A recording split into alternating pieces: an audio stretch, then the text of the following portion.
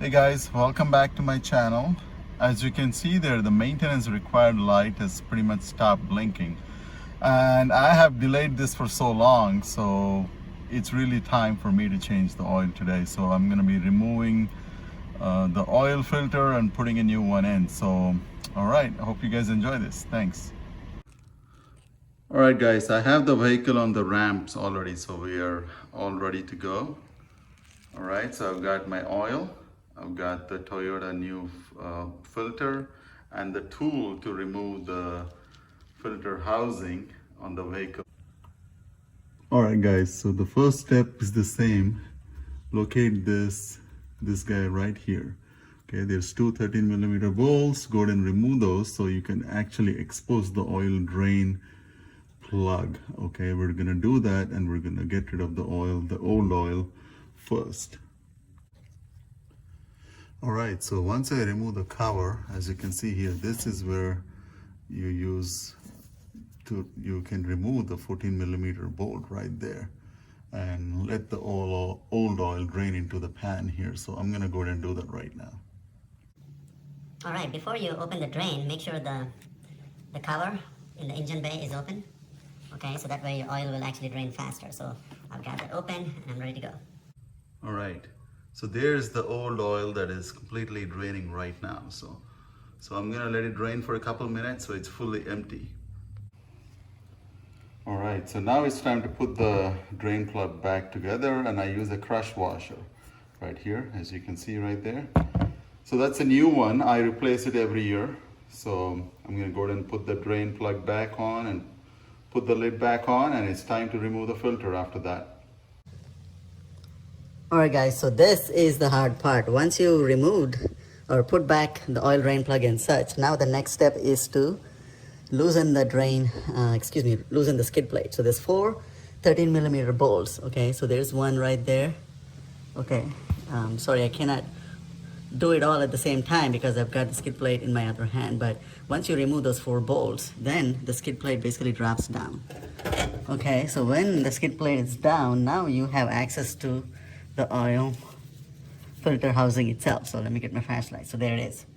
All right, so that's where the oil filter housing is. And I know it's all unnecessarily complicated, but unfortunately that's what Toyota has done here. So there it is. Let me show you one more time. There it is right there. Sorry about that. So now my next goal is to use the housing that I showed you a while ago, the oil filter removal tool. I'm going to use that housing, and basically the plan is, let me see if I can put this somewhere. All right, I think that should hang right there. So as you can see here, there's some indentations. Okay, this is where the housing will actually latch onto. So that filter removal tool, I'm gonna make sure it aligns with some of these latches right there, and then that makes it easier to just twist and remove this housing. So that's what I'm gonna do here. All right, guys, so now my oil housing removal tool is in place. So now I'm going to put an extension right here and twist it and get the housing off. So let me do that here, and I'm going to put my phone away. All right, guys, so I removed the oil filter housing. As you can see here, I want to show you how the tool locks into place right there. You see that? The tool locks into place right here, and then using an extension, you can get it out. This time it was a lot harder and tougher, and I'm really not sure why. It's definitely been over a year. Maybe that's probably why. But yeah, I gotta do this a bit more frequently than 1 year. So we'll see how that goes. So here's the old filter. As you can see, it's pretty worn out, I suppose. So there's my new filter. I'm gonna go ahead and put that back in here. And before I do, so this is the O-ring that I'm gonna replace. So here's an old one.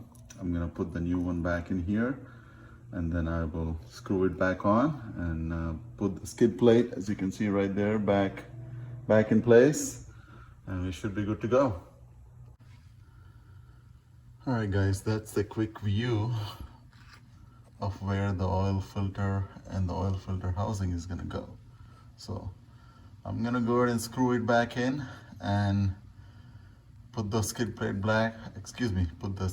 plate back on, and then we should be ready to fill the oil. Alright guys, so finally I've got everything put together, and now it's time to fill in some fresh oil. So one thing to note is the oil funnel, and I always use oil funnel that's just for fresh oil, so I don't contaminate oil with any other fluids or old plus new oil and stuff like that. So alright, so I put 6 quarts of oil, and then I moved my vehicle away from the ramp, so now it's on level ground. So next thing what I'm gonna do is check the oil level. As long as it's between the low and high, we should be good. The recommended quantity is 6.6, but here I'm gonna wipe it down and I'm gonna check it, and then I think we should be good. That's how you do oil change. Using the tool, it makes it a lot easier. Alright, so now the final thing that's left to do is reset that maintenance light. If you need more information on how to reset it, let me know. But the process is you put the key in your ignition, okay, and then you press this little reset thing right there. You see that? Okay, put your key in the ignition.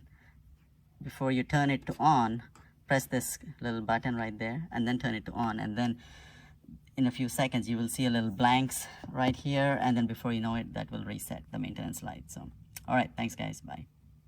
There you go. Once you put the key and turn it to ignition, once you press the button, you can reset it, and that's what I did. So